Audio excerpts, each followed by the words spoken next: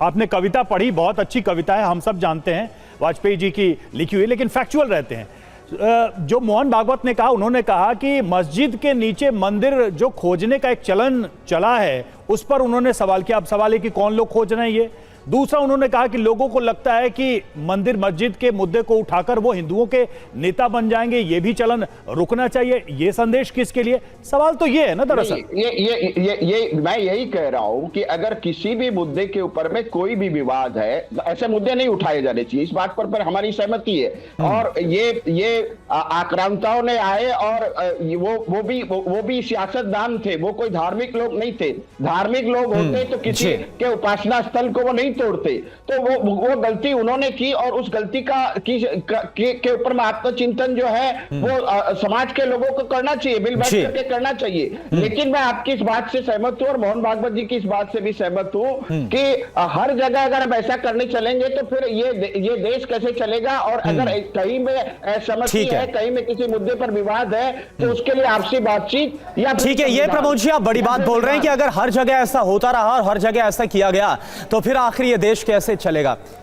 तो प्रियंका गुप्ता जी जो हमारे साथ हैं, कांग्रेस की प्रवक्ता है। प्रियंका जी, आप कैसे इस पूरे बयान को देख रही हैं और किसके लिए यह बयान दिया गया? जो अभी 2 दिन पहले पुणे में एक बयान दिया गया जहां पर यह कहा गया जो नए मंदिर मस्जिद विवाद हो रहे हैं, ऐसे में कुछ लोग चाहते हैं, ऐसे मुद्दों को उठाकर हिंदुओं का नेता बनना चाहते हैं। और अब मोहन भागवत ये बोल रहे हैं कि अनुचित जो ज्ञान होता है, जो अधूरा ज्ञान होता है, वही अधर्म कराता है। तो आपको क्या लग रहा है, ये किस तरफ बयान दिया गया, किसको लेकर दिया गया? देखिए, नासमझ के लिए जो है तो बहुत सारी बातें हैं, पर समझदार के लिए सारा काफी है। ये बयान जो दिया गया है, जो मोहन भागवत जी ने दिया, जो आरएसएस के प्रमुख हैं, वो उन्होंने साधारण तौर पर समझने वाले के लिए सीधे तौर पर यह दिया है कि वो बीजेपी के लिए, बीजेपी को समझाने की कोशिश की है कि ये कौन लोग हैं जो हिंदू नेता बनना चाहते हैं, वो भी कैसे, मस्जिद के नीचे मंदिर खोजकर। ये कौन लोग हैं जो धर्म के नाम पर अधर्म कर रहे हैं, लोगों को कहीं गाय के नाम पर काटते हैं, कहीं किसी चीज के नाम पे भीड़ तंत्र बनकर किसी का भी जो है उसका हत्या कर देते हैं। तो इन सारी चीजों से क्या समझ में आता है? यही सवाल उठाए जा रहे हैं, ये पूरी तरीके से बीजेपी के लिए उठाए जा रहे हैं। अब बीजेपी इस पर जवाब देने की बजाय शेरो शायरी पढ़ रही है यहाँ पर बैठकर, तो बीजेपी बताए ना कि आपके राज्य में हो क्यों रहा है। जब संभल में 5 लोगों की डेथ हो गई और उस पर बैठ के आप शायरी यहाँ पढ़ रहे हैं, आपकी समझ में नहीं आता। नहीं प्रियंका जी, देखिए ये जो ताजा बयान दिया गया है मोहन भागवत की तरफ से, उसमें यह नहीं कहा गया है कि आखिर किसी खास धर्म का यहाँ जिक्र नहीं किया गया। उन्होंने सिर्फ ये बोला है कि जो अधूरा ज्ञान होता है वो अधर्म कराता है। तो यहाँ पर अगर आप ये बोल रहे हैं क्योंकि आप बीजेपी को लेकर आप हमलावर हैं, लेकिन ये दूसरे पक्ष को लेकर भी तो हो सकता है। आप देखिए कई ऐसे मुस्लिम नेता होते हैं, कई ऐसे नेता होते हैं वो दूसरे पक्ष को लेकर बयान देते हैं। तो यहां पर दोनों पक्ष का जिक्र करना जरूरी है ना, आप एक लाइन को लेकर नहीं चल सकते। गोल गोल घुमाने की मुझे आदत नहीं है, सीधी तौर से मैं इतना कह सकती हूं। प्रियंका जी को सुन लेते हैं, सुप्रीम कोर्ट के निर्णय को बदल दिया उस पार्टी को। सुन लेते एक बार प्रमोद जी सुन लेते हैं प्रियंका जी अपनी बात को पूरा करें। जब आपसे सवाल पूछा गया कि कौन लोग हैं, सरकार उत्तर प्रदेश में किसकी थी? आज संभल से लेके जो अजमेर तक आप खोज रहे हैं, वो रोकते क्यों नहीं आप? और कितनी जानें लेंगे आप? और कितने लोगों का खून बहाएंगे आप? इस देश में सौहार्द बिगाड़ना और माहौल बिगाड़ने का जिम्मेदार कौन है? आपकी पुलिस।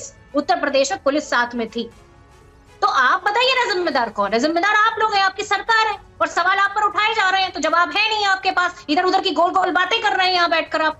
और सीधे तौर पर उन्होंने कहा, उन्होंने हिंदू धर्म का जिक्र भी किया, उसके बाद बचा क्या? हकीकत ये है कि इनको जवाब देना नहीं है, ये जवाब देना नहीं चाहते। मैं सिर्फ इतना पूछना चाहती हूँ भारतीय जनता पार्टी के प्रवक्ता से कि क्या मंदिर के जो मस्जिद है उसके नीचे मंदिर खोदना बंद करेंगे या नहीं करेंगे? जवाब दीजिए प्रमोद जी। जितनी भी चीजें हैं उसको बंद। ठीक है, सवाल आपने किया प्रियंका जी, प्रमोद जी जवाब दीजिए। मैं जवाब दे रहा हूँ। देखिए, पहली बात तो ये है, जिस पार्टी ने सुप्रीम कोर्ट के निर्णय का सम्मान नहीं किया और शाहबानो केस में सुप्रीम कोर्ट के निर्णय को तुष्टीकरण की नीति के आधार पर बदल दिया, उस पार्टी से हमें सेकुलरिज्म नहीं प्रमोद जी आप जिक्र कर रहे हैं, आप जिक्र इतिहास का कर रहे हैं, हम जिक्र कर रहे हैं जो मौजूदा बयान आरएसएस प्रमुख मोहन भागवत की तरफ से और उस पर जो प्रियंका जी की तरफ से आपसे सवाल पूछे गए, आप उसका जवाब दीजिए। मैं यही कहना चाहता हूं मेरी बहन को कि मोहन भागवत जी ने कहा है, वो किसी एक राजनीतिक दल के लिए नहीं कहा है, उन्होंने पूरे 140 करोड़ देशवासियों के लिए बात कही है। है कि भारत जो है एक समय विश्व गुरु था और ठीक है, आध्यात्मिक ठीक है, ठीक है। अमितोष पारिक हमारे साथ बीएसपी के प्रवक्ता जुड़े हुए। अमितोष के पास मैं जाना चाहूंगा। आप लोगों ने अपनी बात रख दी, अब जरा दूसरे मेहमानों का रुख करते हैं। अमितोष, अभी हम थोड़ी देर पहले रामभद्राचार्य जी के भी बयान सुना रहे थे, वो मोहन भागवत के बयान से सहमत नहीं है और उन्होंने ये भी कहा है कि वो हमें डायरेक्ट नहीं कर सकते कि हमें किस दिशा में आगे बढ़ना है। मोहन भागवत के इस बयान से क्या ये माना जाए कि एक वर्ग विशेष, एक समूह या फिर जो ग्राउंड पे लोग अलग अलग पक्ष के हैं, जो हिंदू धर्म या समाज का नेतृत्व करने का दावा करते हैं, उनमें एक डिफरेंस दिखाई दे रहा है? कुछ कह रहे हैं कि वो सबके लिए, कुछ कह रहे हैं कि भाई ऐसा बयान नहीं देना चाहिए, वो ऐसा नहीं दे सकते। जी जी जी, बहुत बहुत धन्यवाद रवि और करुणा जी।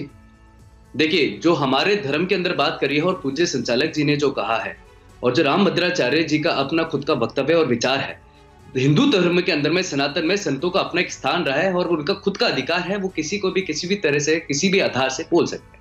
मोहन भागवत जी जब कोई विषय रखते हैं तो वो विषय रखा जाता है, जिस तरह से अभी हमारी बहन कांग्रेस प्रवक्ता प्रियंका जी ने कहा कि वो हिंदू धर्म का नाम लिया गया। उन्होंने कोई हिंदू धर्म का नाम नहीं लिया, उन्होंने धर्म का नाम लिया और धर्म हर जगह है। और ये अगर बात करें तो 1995 का जजमेंट, देखिए बीच में मत बोलिए, पहली बार आप मेरे साथ जुड़े, बीच में मत बोलिए। 1995 का जजमेंट। प्रियंका जी सुन लेते हैं, आपको पूरा मौका दिया, एक बार सुन लेते हैं। हाँ, नहीं बोलेंगे तो फिर दिक्कत है। नहीं, अमितोष जी आप बोलिए, अपनी बात को रखे। प्रियंका जी थोड़ा सा सुन लीजिए ना, आप उनको सुन लीजिए। प्रियंका जी, मैं अपनी बात तक दूं फिर आप रखिएगा। 1995 में सुप्रीम कोर्ट ने जजमेंट दिया था, बताया Hindu is a way of life. उसी को जजमेंट को कोट करते हुए 1966 के अंदर में चीफ जस्टिस गजेंद्र गडकर ने कहा था कि Hinduism definition is inclusive of all nature and it's a way of life. जब हिंदू और सनातन की बात करते हैं रवि जो करुणा जी, तब हम बात करते हैं मानवता की। ये लोग कैसे समझेंगे मानवता क्या है? क्योंकि जो फिलिस्तीन के बैग उठाते घूमते रहते हैं सदन में, वो मानवता समझ ही नहीं सकते। जिनको शक्ति से लेकिन ये प्रश्न का उत्तर तो नहीं हुआ। मैं तो माफी के साथ कह रहा हूं, ये मेरे प्रश्न का उत्तर तो नहीं हुआ। रवि, अल्प ज्ञान की जो बात कही वो यही ज्ञान की बात कही, अल्प ज्ञान की, जिसको शक्ति से लड़ना है, जिसको हिंदू मंदिरों में बलात्कार और छेड़छाड़। लेकिन अमित